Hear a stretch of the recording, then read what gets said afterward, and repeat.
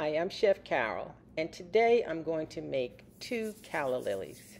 I'm going to show you an example of one having a calyx and one without. So we're going to start by making the spadix. And you're going to take a small ball of tinted yellow gum paste. You massage it until it's nice and soft.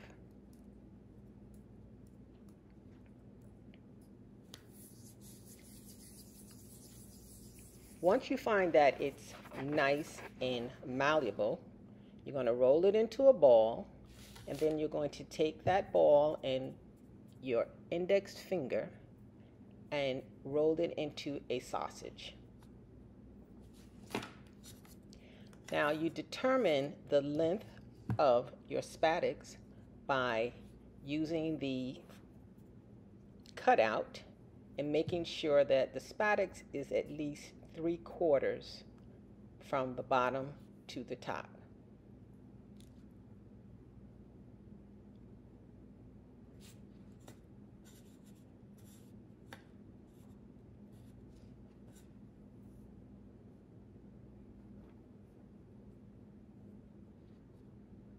As you're rolling it, it will be narrower at the top and just a little bit wider at the bottom.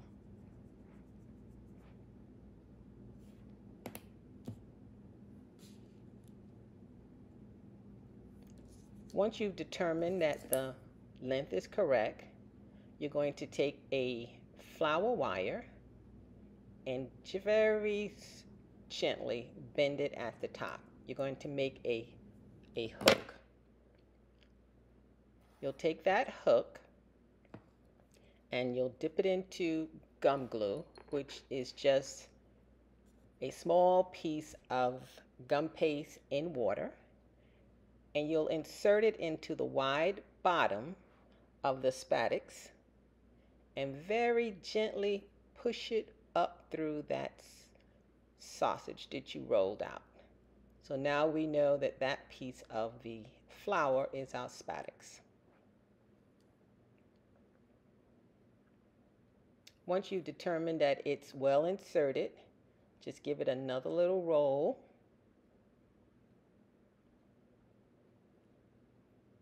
Measure it again.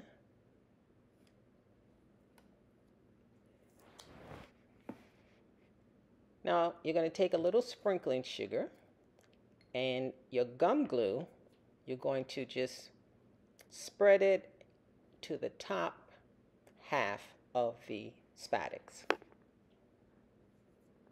You don't need an awful lot. You can just shake this sugar out onto the table, or you could insert it into the canister. So I'm going to now make the spathe, or the leaf of the Calla Lily.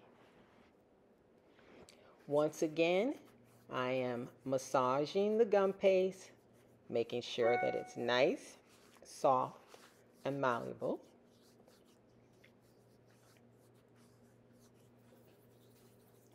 Rolling it into a ball, and I'm using a cornstarch to powder my board. I'm removing the forever rings that are a quarter of a height, and we're going to use the pink ones, which are 1/8. Now these are called forever rings because once they reach the depth, in this case of 1/4, then it will never roll it any narrower. And when you're rolling out your gum paste, you want to make sure that it's thin. How do you know when it's thin enough? When you can see the writing through the bottom of the gum paste. I'm going to dust the gum paste, and using the large Calla Lily cutter, I'm going to press it into the gum paste and very carefully peel the excess gum paste around the cutter. This should give me a perfect petal. Now I'm just going to dust the petal again and take my leaf mold, dust the area that I want imprinted, take my petal, place it onto the mold, and using the sponge, very carefully press the sponge and the petal into the mold, and this will give my petal a beautiful imprinted design. Now I'm going to take my hard foam and my ball tool and very carefully thin the edge of the petal. This will cause the petal to curl, making it look more lifelike. Sometimes it takes a few tries, but you can practice on scraps until you get this process down.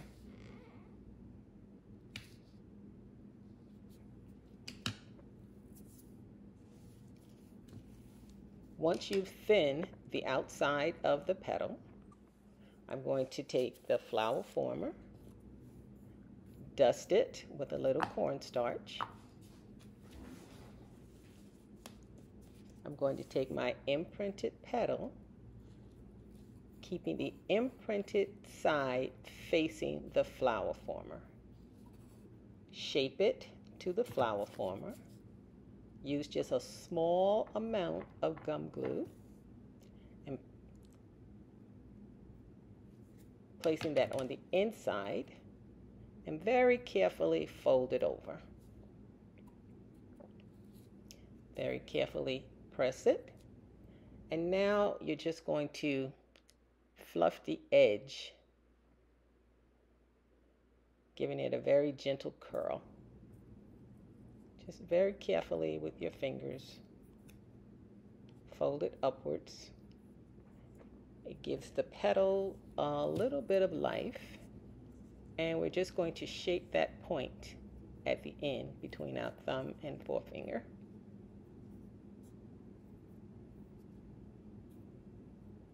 I'm going to set this petal aside to dry. I'm going to make 2 calla lilies. One is going to be from a dried petal, and the second one will be from a petal that was just pressed, just as you've seen. So for my petal that has already dried, I'm going to make a calyx. So I'm using a small circle tool. I'm going to cut it in half. Take 1/2 of it, and this is the dried petal, and shape it to form the top of the petal.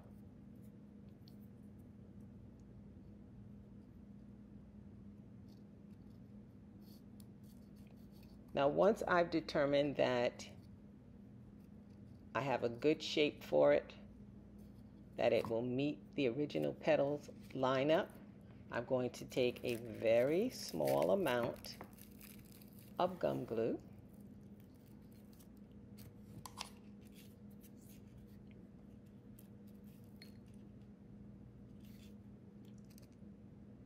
Place that onto the petal. Brush it on very thinly. And I'm going to go back to the last plan that I had for shaping this calyx around the top of this calla lily, or I should say the bottom of this calla lily, because this will actually be where the stem would protrude from. Now I'm going to take one of my prepared spadix, put a little gum glue right on the bottom, also on that bottom edge near the stem. and very carefully place it inside of my dried petal. And now I'm just going to take my 2 fingers and press the bottom of the calyx to the stem. And once again, I'm going to set it aside to dry. Now, normally you could just use tinted green to make this calyx bottom. I'm going to color it with color dust. Now, for the second petal, I'm going to once again put gum glue on the bottom half.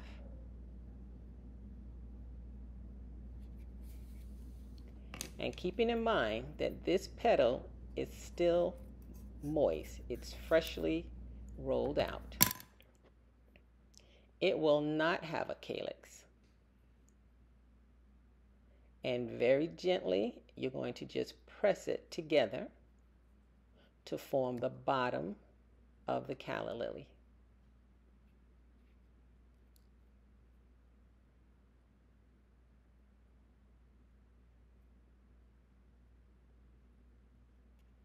Once you make sure you have it centered, you're just going to hang it up and let it dry upside down. This is the original calyx that had dried earlier. Now everything is completely dry. The calyx is dry, and as you remember, this petal was already dried. I'm taking a gold shimmer dust and dusting the inside of the petal. It's going to look like a reflection of the pollen from the spadix.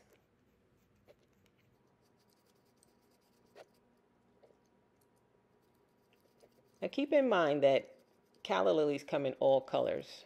These are just the colors that I'm using for this demo. So I'm going to brush the petal dust. And you want to blend it very carefully because you want it to look as if nature made it. The sugar actually forms the pollen that would have created this yellow on the inside of the petal.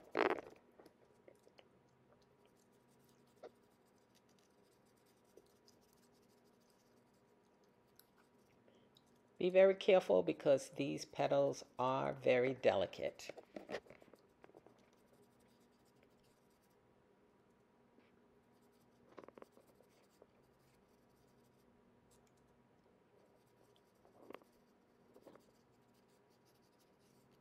As you can see, it takes several coats to get it to the exact color that you want. Now for this particular one, I am using a gold shimmer dust. For the second one, I'm going to actually use a yellow color dust, and you'll notice that it will color up much faster.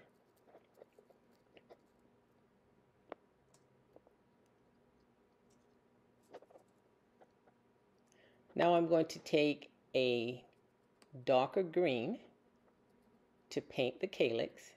And as I said before, you could have very easily have made this out of green gum paste. You still would have to color it. You still would have to put the color dust on it, but you'd have less area to cover.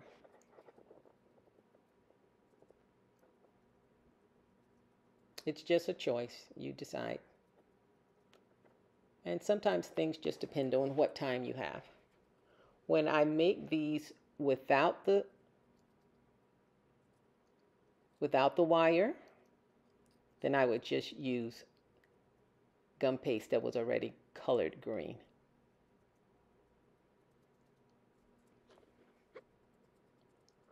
Blending is very important.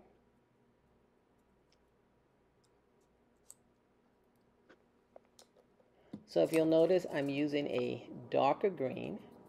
Now I'm using a lighter green because as the color goes toward the top of the leaf, it actually gets a little lighter.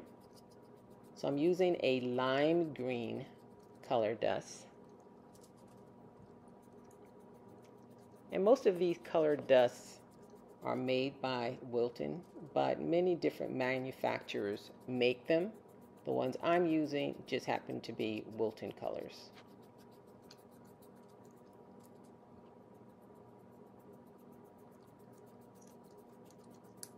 Once again, I'm very carefully applying the color dust.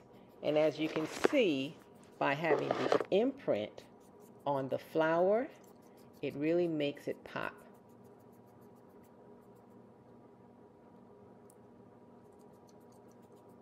So keep blending the color.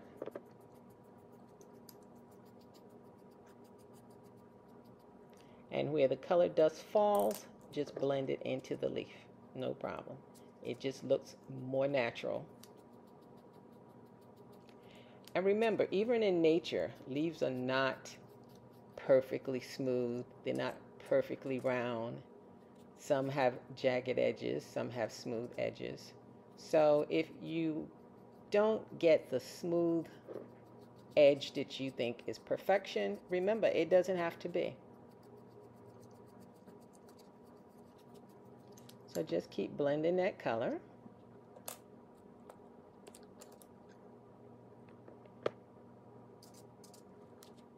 Now I'm using a white shimmer dust.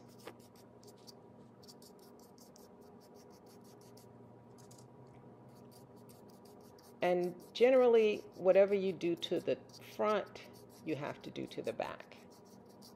So I'm applying this shimmer dust to the front, and now if you'll notice, I'm applying it also to the edge of the back, and continuing to blend.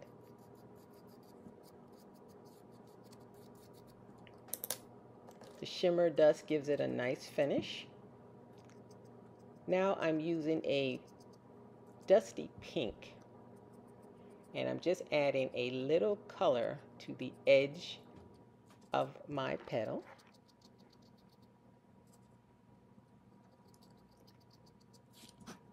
And as I said, don't worry about a little extra, because what we're going to do is just take the brush and blend it in, and it's going to look very natural.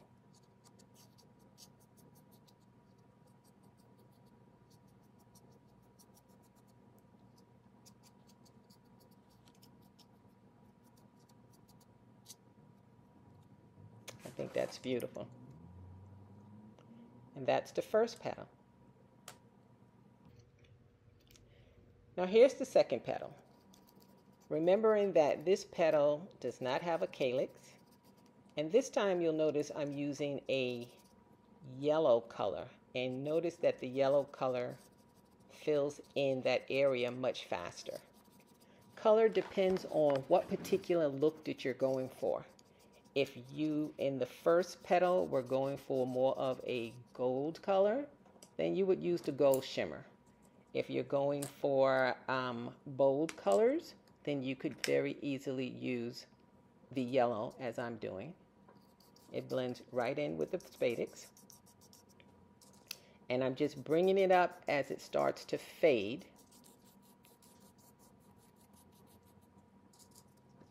Remember that yellow is supposed to be pollen that has blown off into the leaf.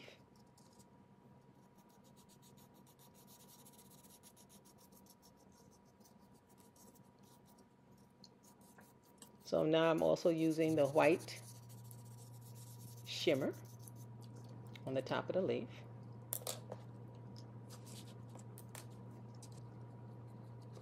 So I'm starting with this one with the lime green. Remember that it has no calyx. And I'm just very gently bringing that lime green down the petal, and it's making the print, the imprint, just jump out.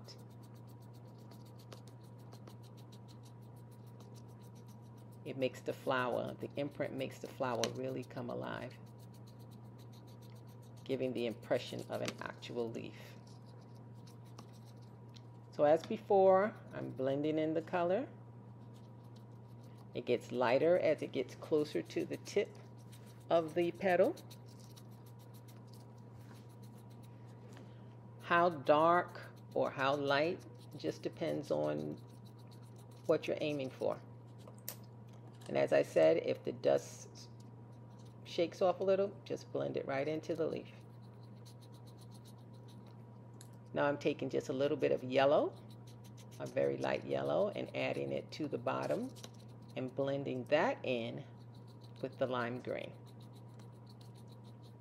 So I'm trying to make the shade go from darker to much lighter. One of the best ways to determine how you want your flower to look is to actually look at pictures of flowers or actual flowers and see how they've been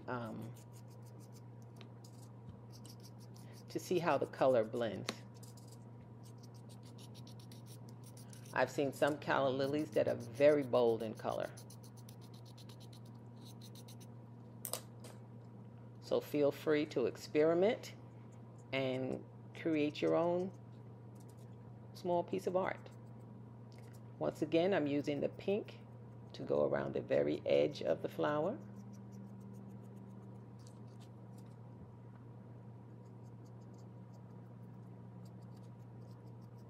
And again, I'm just going to blend that in.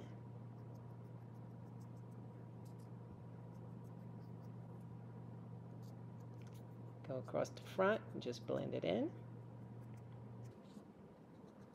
And now I'm using the darker color at the very top or the very bottom.